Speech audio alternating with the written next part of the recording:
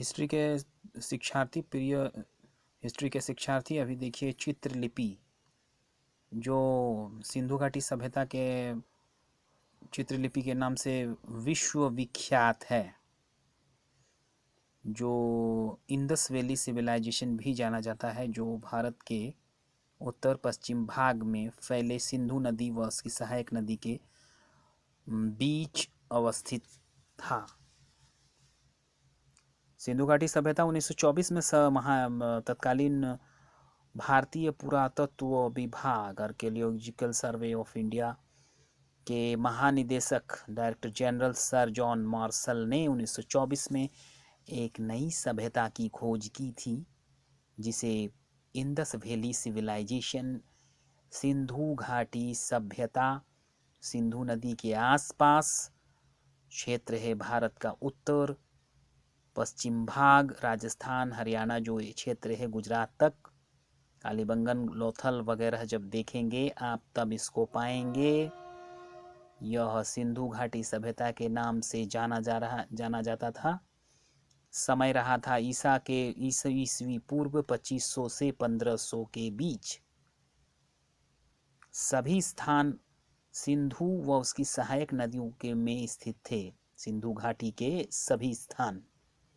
अतः इसे सिंधु घाटी सभ्यता, नदी घाटी सभ्यता नदी के साइड में, नदी के पास अवस्थित था, इसीलिए नदी सिंधु नदी घाटी सभ्यता भी कहते हैं। संप्रति इतिहासकार इसे हड़प्पा सभ्यता के नाम से भी संबोधित करते हैं। हड़प्पा कालीन सभ्यता यानी इंडस का नाम ही हड़प्पा सभ्यता है। सर्वप्रथम खुदाई हड़प्पा नामक स्थल से शुरू हुई थी।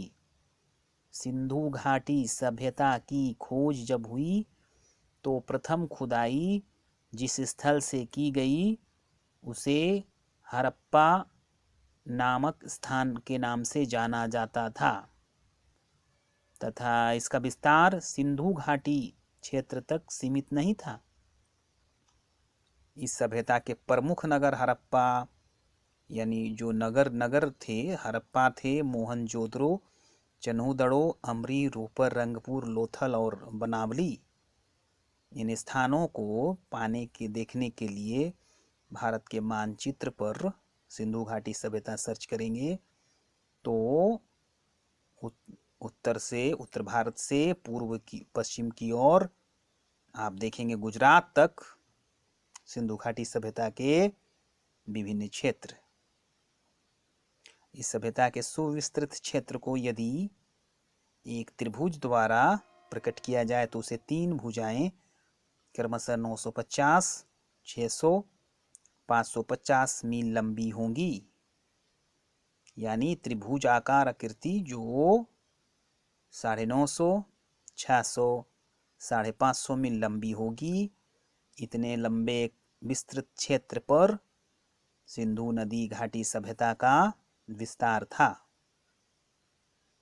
सभी स्थानों पर खुदाई से प्राप्त अवशेषों में मिट्टी के बर्तन उस समय के at the time of Sindhu घाटी सभ्यता, टाइमिंग था 2500 से 1500 ईसा पूर्व।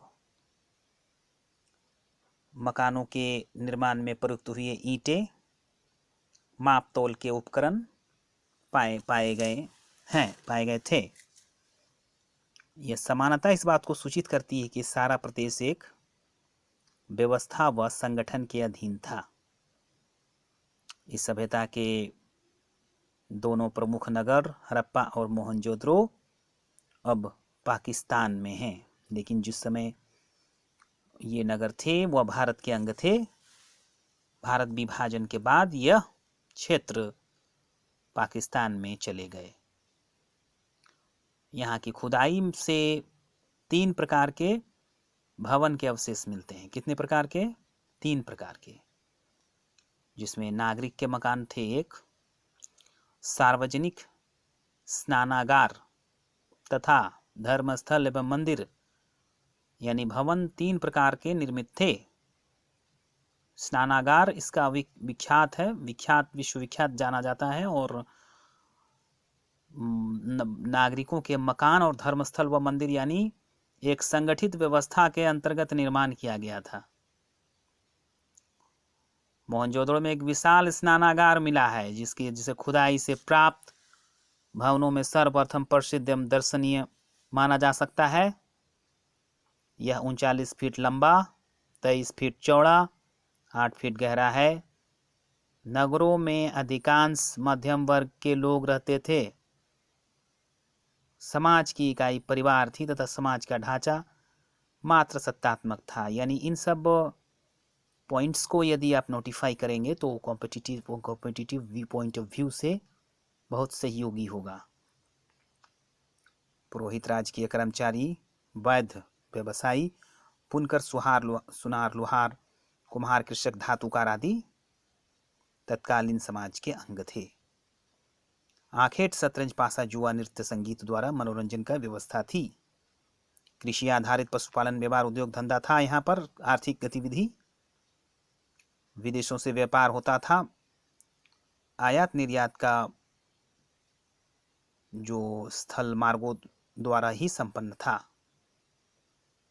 जब आप भारत में देखेंगे इसकी स्थिति तो आप स्थल मार्ग का आकलन कर सकते हैं कि पूरा स्थल भाग से यह जुड़ा हुआ था। कपास, सूती के वस्त्र निर्यात में प्रमुख स्थान था। धातु पत्थरों का आयात होता था। सैंधव स्थल की खुदाई 2000 मोहरें प्राप्त जो हुई हैं इसका प्रमाण है, जिसमें बैल, गैंडे, हाथी आदि पशुओं के चित्रण दिखाते हैं कि उस समय इनकी महत्ता समाज में व्याप्त थी। लेखन पद्धति का उपयोग सैंधव घाटी के लोगों द्वारा किया गया था। उनकी लिपि भाव चित्रात्मक थी। जो अभी तक नहीं पढ़ा जा सका, यहाँ के लोगों को धार्मिक विश्वास 4 भागों में रखा गया था। मात्र शक्ति की उपासना, शिव की उपासना, वृक्ष पूजा व पशु पूजा। ये चारों आज हिंदू धर्म के महत्वपूर्ण अंग है। सिंधु घाटी और मेसोपोटामिया के इराक में सभ्यताओं में काफ़ी समानता पाई गई है। इस सभ्यता के विनाश के संबंध में कई अनुमान लगाए गए हैं, जिनमें जलवायु संबंधी परिवर्तन, बाढ़ का प्रलयंकारी प्रभाव, आर्यों का आक्रमण आदि था। इसके बाद आया था वैदिक सभ्यता। अगले वीडियो में ये बताने का प्रयास करेंगे। तब तक के लिए बहुत बहुत धन्यवाद। Thank you.